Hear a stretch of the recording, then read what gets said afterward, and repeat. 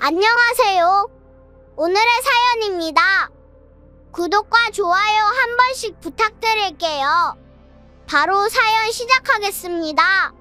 저는 30대 초반의 직장인 최영경입니다. 남편과는 지인의 소개로 3년 전에 결혼했어요. 저는 처음에 소심하고 조용한 남편을 매력 없는 사람이라고 생각했어요. 하지만 몇 번이나 데이트를 거듭하다 보니 그의 섬세한 부드러움을 알게 되었고 점차 매력을 느꼈어요. 남편은 시아버지가 운영하는 광고회사에서 차기 사장으로 매일 바쁘게 지내고 있어요. 사실 저도 결혼하면 시아버지 회사를 도울 계획이었어요. 저는 지금 회사에서 웹디자이너로 일하고 있기 때문에 뭔가 도움이 될 수 있을 거라 생각했습니다. 하지만 시아버지는 지금 회사에 불만이 없다면 그쪽에서 계속 일하도록 해. 나와 아들을 위해 무리하지 않아도 괜찮아. 라고 하셨어요. 제가 일하고 있는 곳은 학창시절부터 입사하고 싶었던 회사이고 이곳에서의 일에 보람을 느끼고 있어요. 시아버지는 그런 저를 눈치채고 배려해 주셨던 것 같아요. 현 사장은 아버지니까 아버지가 괜찮다면 나는 상관없어. 라며 남편도 저에게 불평하지는 않았어요. 하지만 단 한 사람, 시어머니만 제가 다른 회사에서 일하는 것을 못마땅하게 여겼어요. 시어머니는 제 회사가 시아버지 회사의 경쟁사라고 생각하는 것 같아요. 평생 전업주부로 살면서 일해본 경험이 없는 시어머니는 동종업계 회사는 적이라고 생각하는 것 같아요. 남편과 시아버지의 적이 되다니 말도 안 돼. 너는 며느리 자격이 없어. 라고 말하면서 제가 아무리 설명해도 알아듣지 못합니다. 사실 시아버지 회사보다 제가 다니는 회사는 코딱지만한데도 말이죠. 제 말은 들어주지 않는 시어머니에 대해 최근에는 이해받기를 포기했어요. 시부모님과는 연말 연시나 추석 때만 만나기에 저 자신도 시어머니 때문에 그렇게까지 스트레스를 받는 것도 아니었어요. 남편은 결혼 전과 다름없이 다정했고 저는 평온한 일상을 보내고 있었어요. 그러던 어느 날 저의 운명을 크게 바꾸는 사건이 일어났어요. 저는 그날도 여느 때처럼 퇴근하고 차를 타고 집으로 향하고 있었어요. 그런데 몇 미터 앞에서 횡단보도를 건너는 시어머니의 모습이 보였어요. 손에는 장바구니를 들고 무거운지 천천히 걷고 계셨어요. 어머님, 장 보셨어요? 제가 집까지 태워다 드릴게요. 인적이 드문 길이라 저는 길가에 차를 세우고 시어머니에게 말을 걸었고 시어머니는 저를 보자마자 어머, 잘 됐네. 고마워. 라고 말하며 차에 올라탔어요. 하지만 차가 출발한 지 5분 정도 지나자 시어머니는 조수석에서 불평하기 시작했어요. 잠깐, 조금만 더 속도 낼 수 없어? 이렇게 느리게 가서 오늘 중에 집에 도착이나 하겠어? 좁은 골목길이라 평소보다 더 느리게 달리고 있었는데 시어머니는 짜증 나신 것 같았어요. 그리고 차가 큰 길로 나가는 순간 시어머니의 분노가 폭발했어요. 이리 줘봐. 내가 하는 게 몇 배는 낫겠어? 시어머니는 그렇게 소리를 지르며 핸들을 잡고 있던 제 손을 치우고 갑자기 핸들을 엉뚱한 방향으로 돌렸어요. 잠깐만요. 뭐 하는 거예요? 위험하잖아요? 제 말은 듣지 않았고 시어머니가 계속 핸들을 만졌어요.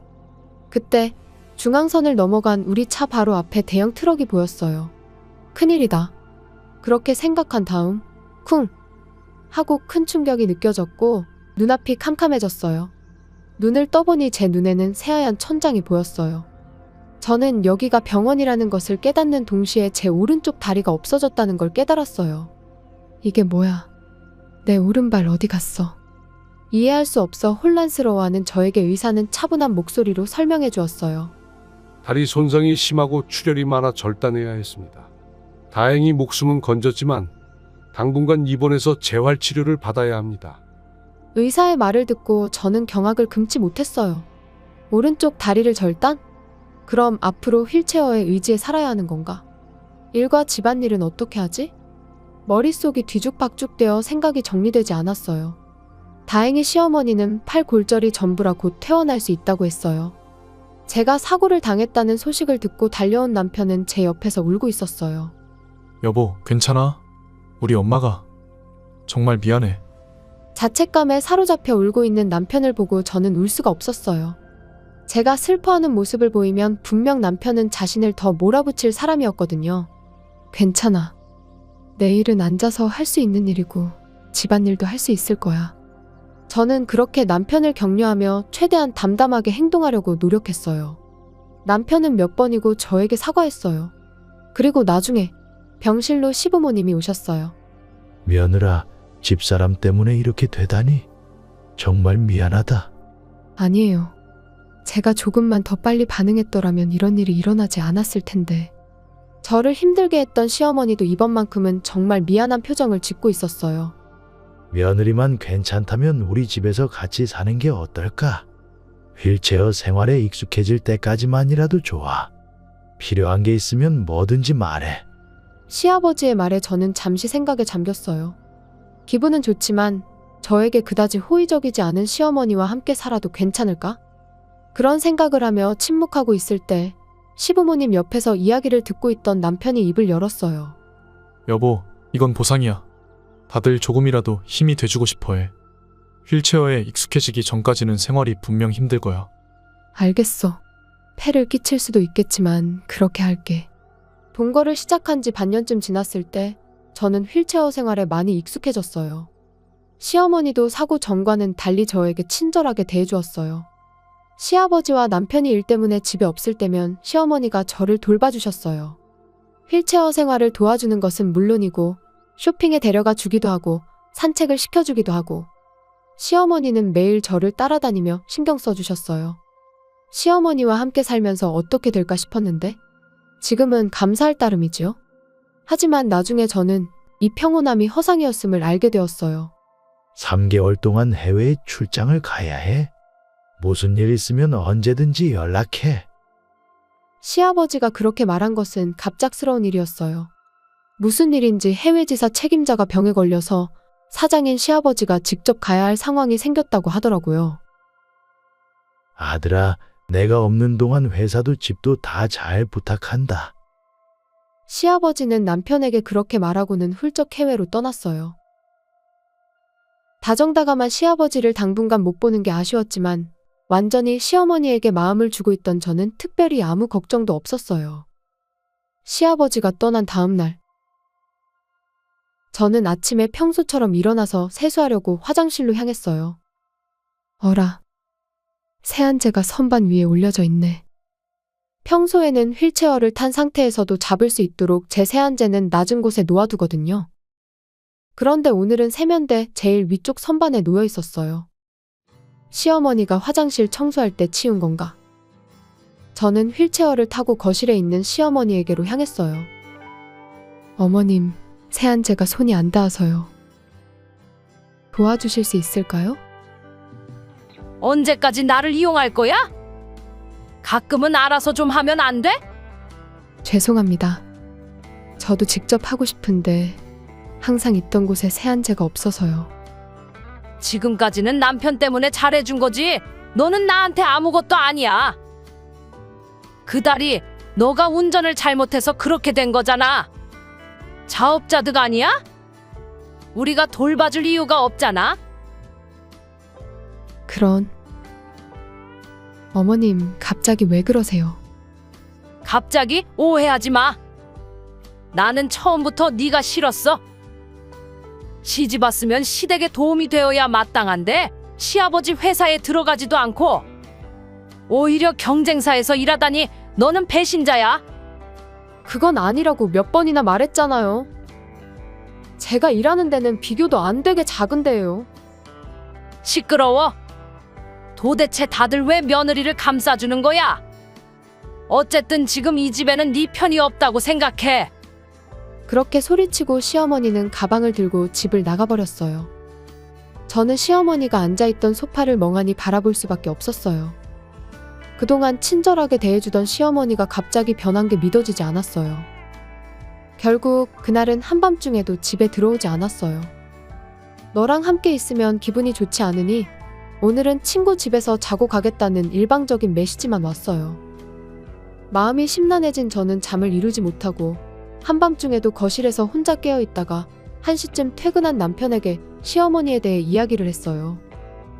그러자 남편은 의아한 표정으로 저를 노려보았어요. 어머니 말씀이 틀린 말은 아니야. 쇼핑이나 산책까지 데려다 줬지. 휠체어 타면 무엇이든 남이 해주니까 좋네. 쇼핑 정도는 혼자 할 수 없는 거야? 아버지가 감싸주니까 계속 이용하는 거잖아. 당신까지 그런 식으로 말하는 거야? 설마 남편까지 그런 말을 할 줄은 몰랐고 저는 아무 말도 할 수 없었어요. 나도 기분 안 좋아서 친구 집에서 묵고 올게. 그동안 혼자 사는 게 얼마나 힘든지 깨우쳐. 남편은 그대로 집을 나갔어요. 두 사람의 갑작스러운 변화에 저는 그저 멍하니 바라볼 수밖에 없었어요. 결국 시어머니와 남편은 일주일이 지나도 집에 돌아오지 않았어요. 몇 번이나 연락해도 답장 한 번 오지 않았어요. 다행히 냉장고에 식재료가 많았기 때문에 제가 먹을 것에 대한 걱정은 없었어요. 하지만 혼자 생활하는 것은 꽤 힘들었고 목욕이나 화장실 등 일상적인 생활도 힘들었어요. 그런 상태로 일주일이 지나자 저는 몸도 마음도 엉망진창이 됐어요. 시어머니와 남편에게 너무 의지한 탓일까? 저는 가능한 한 스스로 하기 위해 생활에 신경을 썼고 집안일도 제가 할 수 있는 거는 도와줬었어요. 물론 외출할 때는 도움을 받았지만 제가 외출하는 것은 집안의 생필품을 사러 가는 정도였고 한 번도 제 맘대로 해본 적이 없어요. 게다가 남편은 동거하는 걸 보상이라고 말했는데 갑자기 그렇게 생각이 바뀌다니. 시어머니는 그렇다 치고 남편은 원래 동거를 싫어한 것 같진 않아요.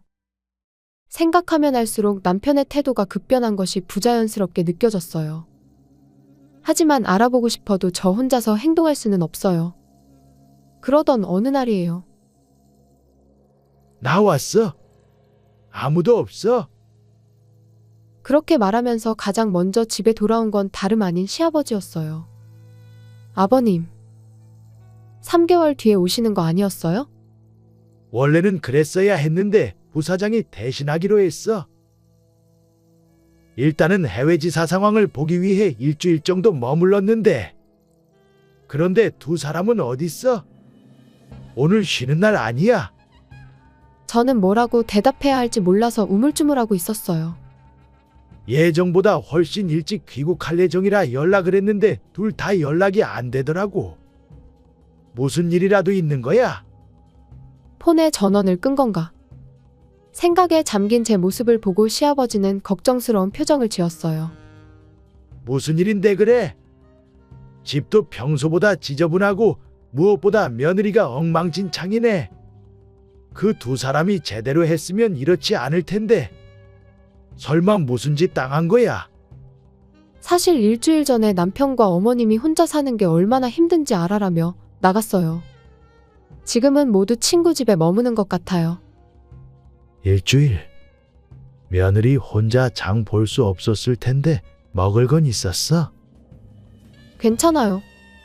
마침 장 본 지 얼마 안 돼서 일주일 정도는 버틸 수 있었어요.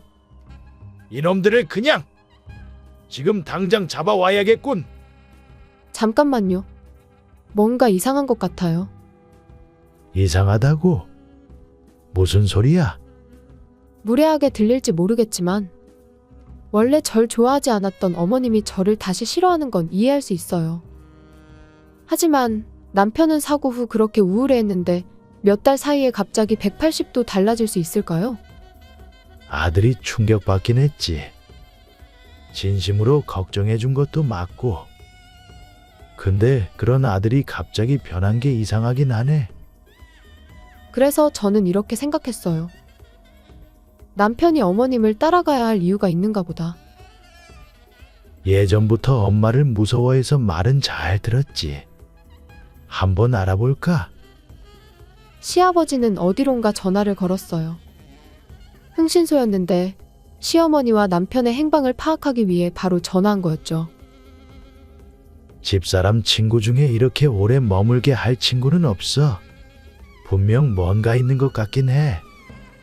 아들은 회사에 가면 만날 수 있겠지만 일단은 함께 알아보지 뭐. 그렇게 저와 시아버지는 조사 결과를 기다렸어요. 그로부터 2주가 지났지만 남편과 시어머니는 여전히 집에 돌아오지 않았고 연락도 안 됐어요. 아버님이 돌아오지 않았다면 정말 큰일 났었겠다. 그렇게 생각하던 어느 날 조사 결과가 도착했어요.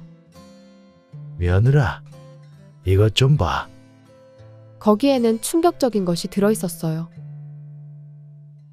3일 후 저는 남편과 시어머니를 만나기 위해 어느 장소로 향했어요.